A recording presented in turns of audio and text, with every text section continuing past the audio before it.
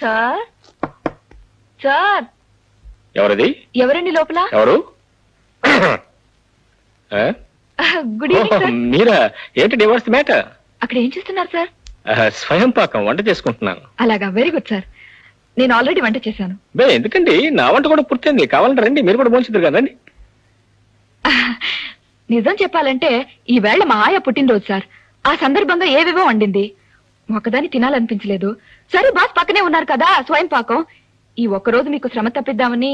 అబ్బే శ్రమే లేదండి, చాలా సింపుల్ వంట. అన్నం, చారు, పచ్చడి, దర్శనం. సార్ ఈ వంటలు మీరు తినకపోతే మా ఆయ చాలా బాధపడిపోతుంది సార్. పాపం ఓల్డ్ లేడీ, పైగా పుట్టినరోజు. ఈవేళ ఆవిడ్ని బాధపడడం న్యాయంగా ఉంటుందా? మీరే చెప్పండి సార్. న్యాయంగా ఉండదనుకోండి. ఓల్డ్ లేడీ, పైగా పుట్టినరోజు. సరే తిన్నా పదండి, రండి. Thank you sir.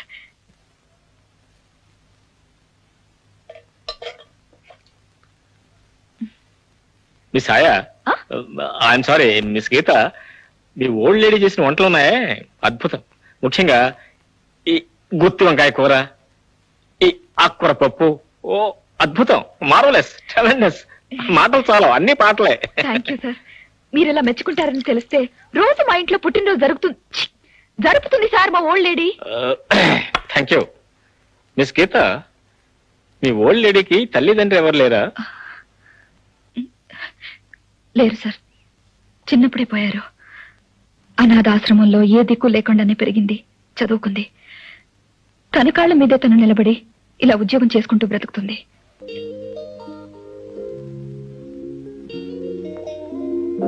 అయితే నీ బ్రతుకు నాలాగే వంట బ్రతుకు అనమాట. అవును సార్, ఈ ప్రపంచంతో ఇంతకాలం ఒంటరిగానే పోరాడుతున్నాను. మరి తోడు కోసం ఎప్పుడు ప్రయత్నం చేయలేదా? ఇప్పుడిప్పుడే ప్రయత్నం మొదలు పెట్టాను సార్. కానీ నా ప్రయత్నం సఫలమవుతుందో విఫలమవుతుందో ఇంకా అర్థం కాలేదు. Yes sir. కంగారు పడకు, మనం కేవలం నిమిత్త మాత్రం. ప్రయత్నం మాత్రమే మనం చేయగలం. ఫలితం ఆ పైవాడి చేతిలో ఉంది. ఆ భరత్ గాడు మన వ్యాపారాన్ని సర్వనాశనం చేశాడు. కుట్రతో మన కాంట్రాక్టులన్నీ కాజేస్తున్నాడు. ప్రశాంతంగా సాగిపోయే మన జీవితాలను చిన్నాభిన్నం చేశాడు. ఇప్పుడు వాడే గనుక నా ఎదురుగా ఉండుంటే ఎందుకు చేస్తున్నావని చొక్కా పుచ్చుకొని నిలదీసేవాణ్ణి. మక్కెలు ఎరగదన్ని వాణ్ణి మన మార్గంలోంచి తప్పించేవాణ్ణి. బాధపడకండి అన్న, మీరు చేయలేని పని నేను చేస్తాను.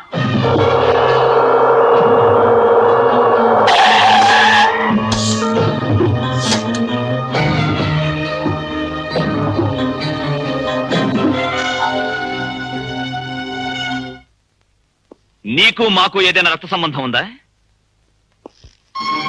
నీకు మాకు ఏవైనా పాత విరోధాలున్నాయా?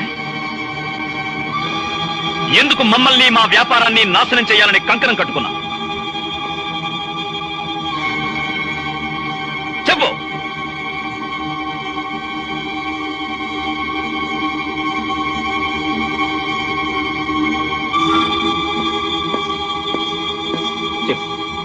చెప్పు.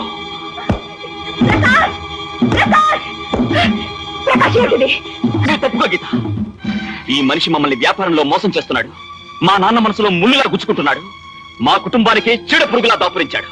ఎందుకు ఎందుకు వీడికి మాపై ఇంత శత్రుత్వం? ఆ విషయం ఆయన చెప్పలేదు ప్రకాష్, నేను చెప్తాను. రా రా.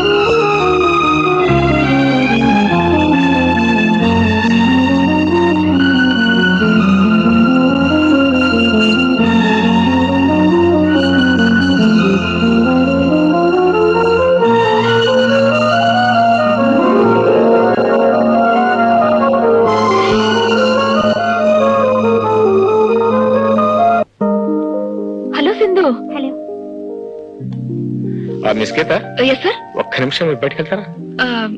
If you don't mind please. Why not sir? Very sorry. ఏం తీసుకుంటారా? Tea, coffee, cool drink? No no, you must take something. Bye. Yes sir. మీరే వచ్చేసారా? 2 coffee please. 3. Okay, thank you. ఏంటమ్మా చెప్పా పెట్టుకుని సడన్గా వచ్చేసారు? ఆపద్ బాంధవుళ్ళ వచ్చి మమ్మల్ని ఆదుకున్నందుకు మీకు థ్యాంక్స్ చెప్దామని వచ్చాం సార్. నో, అది నా కర్తవ్యం అమ్మా. ఆపద వచ్చినప్పుడు తోడబుట్టిన అన్నదమ్ములే తప్పించుకుని పారిపోయే ఈ రోజుల్లో మీరు నాకు తోడబుట్టకపోయినా నన్ను రక్షించారు. పైగా మా ఇంట్లో నిజం దాచిపెట్టి నా రహస్యాన్ని కాపాడారు. మీ మేలు ఎలా మర్చిపోగలను? ఓ పని చేయమ్మా, నేను మీ అన్నయ్యని అనుకో, అప్పుడు నన్ను మర్చిపోయే గొడవే ఉండదు. అవును, నేను అడగటం మర్చిపోయాను. ఆ అబ్బాయి ఎవరు? ఎస్ఎన్ ఎక్స్పోర్ట్ ప్రైవేట్ లిమిటెడ్ అని వినే ఉంటారు కదన్నయ్య. దాని మేనేజింగ్ డైరెక్టర్ పేరు బుచ్చేశ్వరరావు గారు sir. That's right, mister P Bucheswararao. Good. ఆయనే మా నాన్నగారు. నా పేరు రమేష్. అవును, సదరు బుచ్చేశ్వరరావు గారు సుపుత్రుడు గారు. మా సింధుతో మీ రహస్యం ఎంతకాలంగా సాగుతోంది? ఎలిమెంటరీ స్కూల్ నుంచే మేము ఫ్రెండ్షిప్ చేస్తున్నాం sir. Oh that's fine, very fine. అయితే అక్షరాభ్యాసంతోనే ప్రారంభమైంది అనమాట. పోతే మీ ఫ్రెండ్షిప్ గానే మిగిలిపోతుందా, లేక లైఫ్ పార్ట్నర్షిప్ అయ్యే అవకాశం ఉందా? ఎవరు కాదన్నా మా పెళ్లి తప్పకుండా జరిగి తీరుతుంది సార్. Good, very good. మరి నీ సంగతి ఏంటమ్మా? అమ్మ ఒప్పుకున్నా నా మీ అబ్బాయి రమేష్ విషయం మీతో పర్సనల్ గా మాట్లాడదామని వచ్చామండి. అమ్మాయికి మీకు గల సంబంధం ఏంటి? అమ్మాయి వయసు ఎంత? అంతగా ఆశ్చర్యపడాల్సిన విషయం లేదయ్యా. మా అబ్బాయికి 20 వెళ్ళి 21 మొన్ననే వచ్చింది. మరి ఆ వయసు గల కుర్రాడి గురించి ఆ కుర్రాడి తండ్రితో పర్సనల్ గా మాట్లాడాలని వచ్చారంటే అమ్మాయి విషయం కాక మరి ఏమై ఉంటుంది? చూడండి, నాకు కులం గోత్రం పేద గొప్ప తేడా ఏమీ లేదు. అమ్మాయిగా వస్తుందా అమ్మగా వస్తుందా అన్న విషయం ముందే తెలిస్తే దాన్ని బట్టి పెళ్లి రేపే పెట్టొచ్చా 2 నెలలు ఆగిన తర్వాత పెట్టొచ్చా అన్న విషయం నిర్ణయించుకోవచ్చు. ఇదేంటి సార్, జీవితాన్ని మరింత తేలిక తీసుకుని మాట్లాడుతున్నారు? ఏం చేస్తామయ్యా, ఇది 1986 యువక యుగం. తండ్రులంతా తల ఉంచుకుని తప్పుకు తిరగవలసిన సమయం. ఇంతకీ కాన్పు రాకముందే అమ్మాయి నేను చూడవచ్చునా చూడకూడదా? అంత ప్రమాదం ఏం లేదులేండి. అయితే పర్వాలేదు. అవును, అమ్మాయికి మీకు గల సంబంధం ఏంటో చెప్పండి. చెప్పకుండా అన్ని విషయాలు ఊకే నా చేత భగించేస్తున్నారు. అమ్మాయి ప్రకాశ చెల్లెండి. ప్రతాప్ గారు అబ్బాయి అనగానే అమ్మాయి ఎవరో తెలిసిపోయిందిలేండి. ఇంతకీ అమ్మాయి తండ్రి ఎక్కడా? మరి ఆయన రాలేదే? తండ్రి కన్నా ఎక్కువైనా మా పెద్దనయ్య వచ్చారు సార్. ఇక మీకు అభ్యంతరం ఏముంటుంది? పెద్దన్నయ్య ప్రతాప్ గారికి ఒక్కడుకు ఒక్క కూతురని విన్నాను. మరి పెద్దన్నయ్య ఎక్కడి నుంచి వచ్చాడు?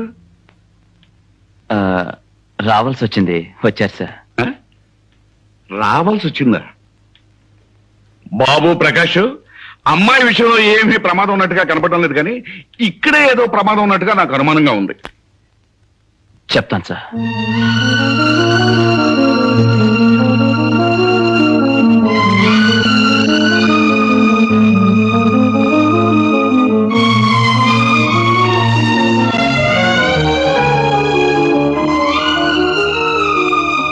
భరతుడు, మీ నాన్న మీ అమ్మకు చేసిన ద్రోహము ఆనాడు దుష్యంతుడు శకుంతలకు చేసిన ద్రోహము కన్నా కడుంగడు పెద్ద ద్రోహము. ఈనాడు నువ్వు చేయబోయే తిరుగుబాటు ఆనాడు భరతుడు పులికోరలు లాగిన దానికన్నా ఎక్కువ సాహసము. నాటి కురుక్షేత్ర మహాసంగ్రామంలో గెలిచినది న్యాయమే. ఈనాడు నీ భారత యుద్ధములో గెలవబోయేది ధర్మమే. సంభవామి యుగే యుగే. రాబోయే భారత యుద్ధంలో ఎవరి సాయం నీకు అక్కర్లేదు, కానీ నాకు మాత్రం చిన్న పాత్ర ధరించాలందయ్యా. మీకు ఘటోద్గజుడి పాత్ర బ్రహ్మాండంగా ఉంటుంది సార్. వివాహ భోజనంబు. మావయ్య గారు, మీరు చెప్పినంత బాగానే ఉంది, కానీ అసలు విషయం ఇంకా ఖచ్చితంగా తేల్చి చెప్పలేదు. ఇంకా తెలిసి చెప్పేది ఏమిటయ్యా? నీ యుద్ధంలో నా పాత్ర గ్యారంటీ అయితే నా కొడుకు నీ చెల్లె గ్యారంటీయే, అంతే. డన్.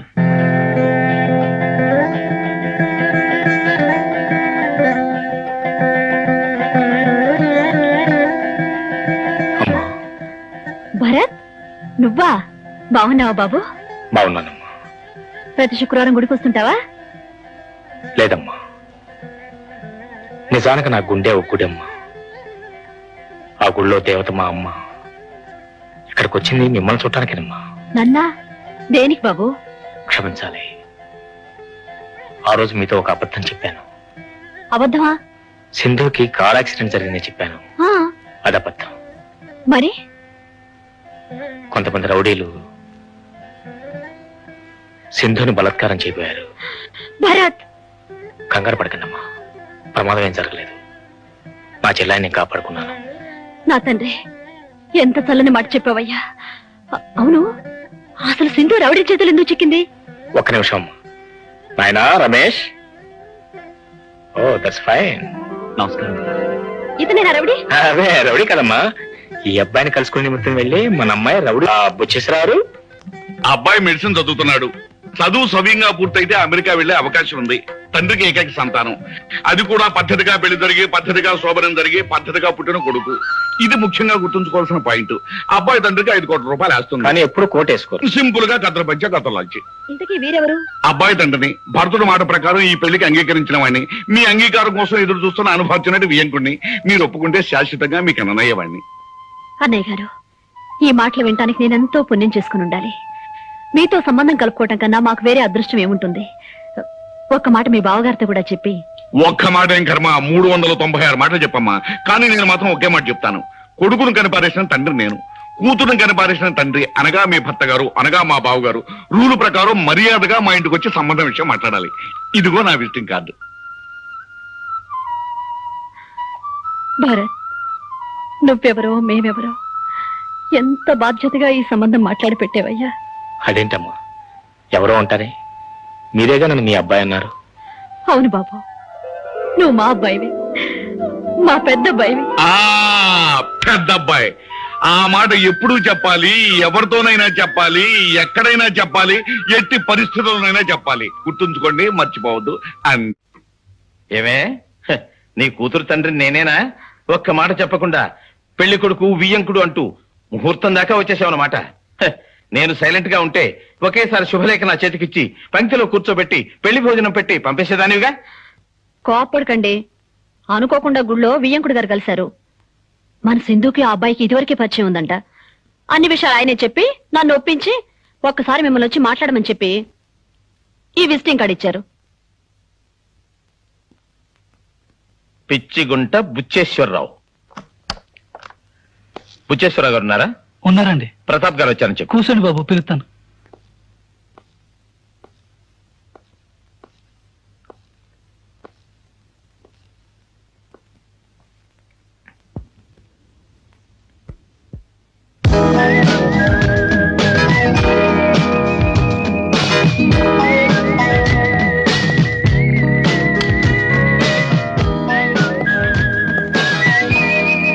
నమస్కారం బుచ్చేశ్వరరావు గారు. ఎవరో నువ్వు? ఈ ఊళ్ళో అందరూ నన్ను ప్రతాప్ గారు ప్రతాప్ గారని చాలా మర్యాదగా పిలుస్తారు. అరే, నిన్ను ఎవరైనా పిలుస్తా నాకెందుకయ్యా? నేను మాత్రం ఎంటర్ వాడినైనా నువ్వు అనే పిలుస్తా. టైం వేస్ట్ చేయక నువ్వు వచ్చిన పని ఏంటో చెప్పు.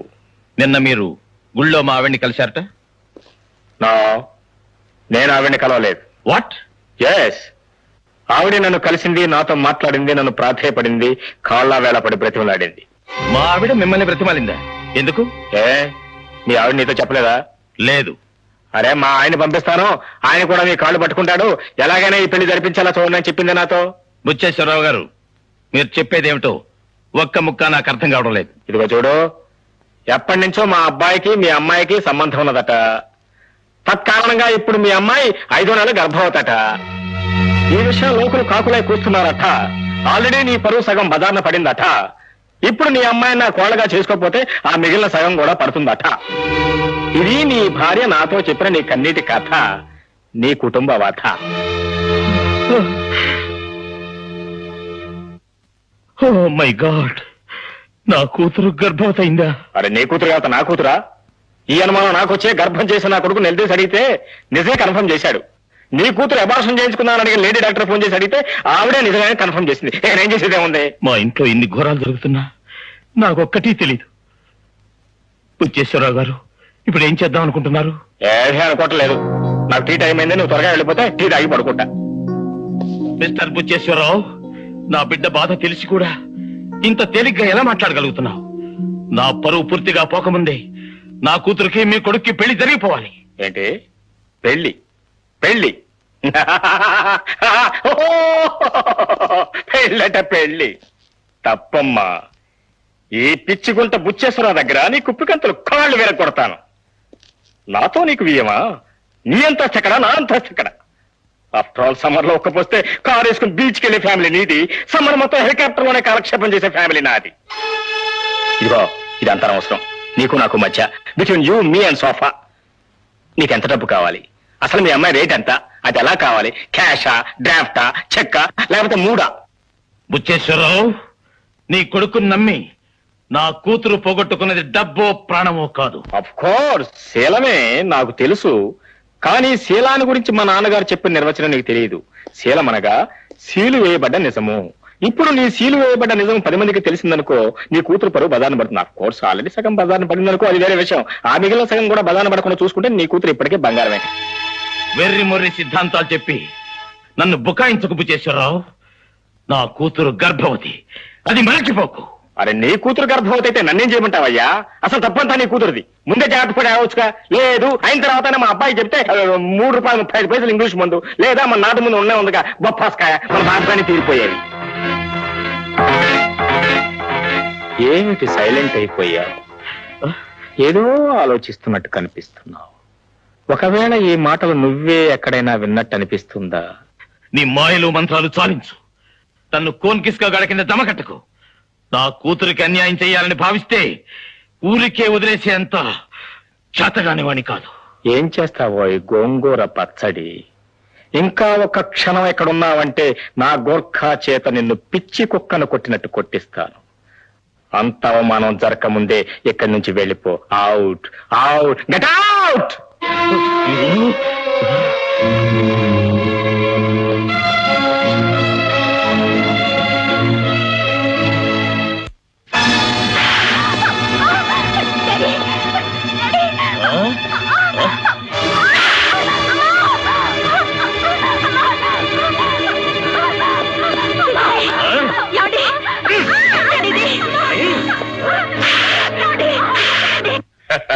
భరతుడు, అన్యాయాన్ని డొక్క చీరేశావు, అక్రమాన్ని డోలుకట్టు వాయించేశావు.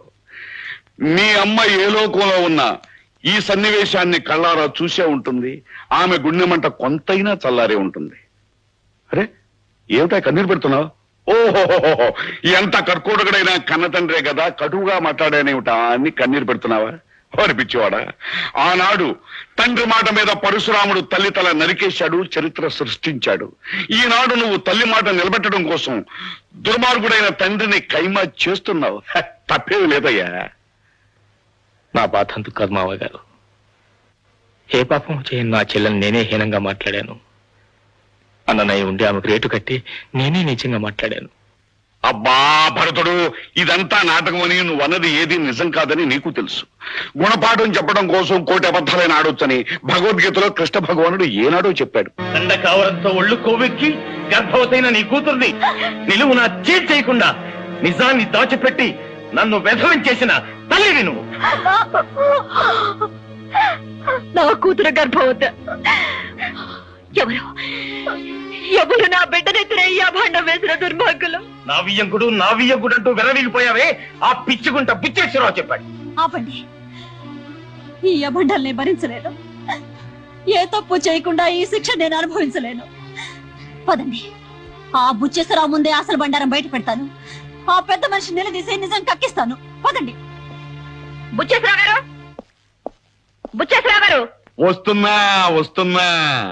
రండి బుచ్చేశ్వరరావు గారు, రండి.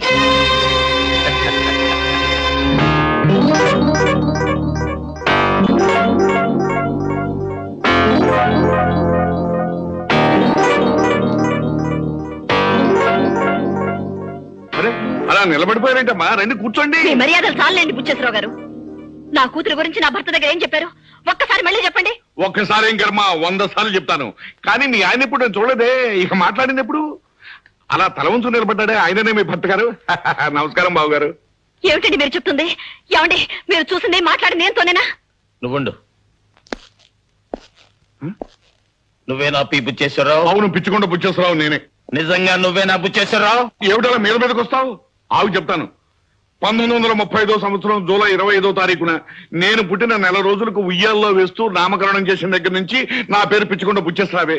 సాక్ష్యం చెప్పడానికి కన్న తల్లిదండ్రులు లేరు, కట్టుకున్న భార్య కూడా చనిపోయింది, కని పెంచిన కొడుకు మాత్రం ఉన్నాడు. ఒరే నా కొడక నారా, ఒరే నేను నీ తండ్రినేనా? మా అమ్మ చెప్పిందిగా నువ్వే. నా పేరేమిట్రా? సత్య ప్రమాణంగా నీ పేరు పిచ్చుకుంట బుచ్చేశ్వరరావే. ఆ సంగతి ఆయనతో చెప్పు. అవును సార్, ఆయన మా నాన్నగారే. ఏమండి? ఏమిటండి?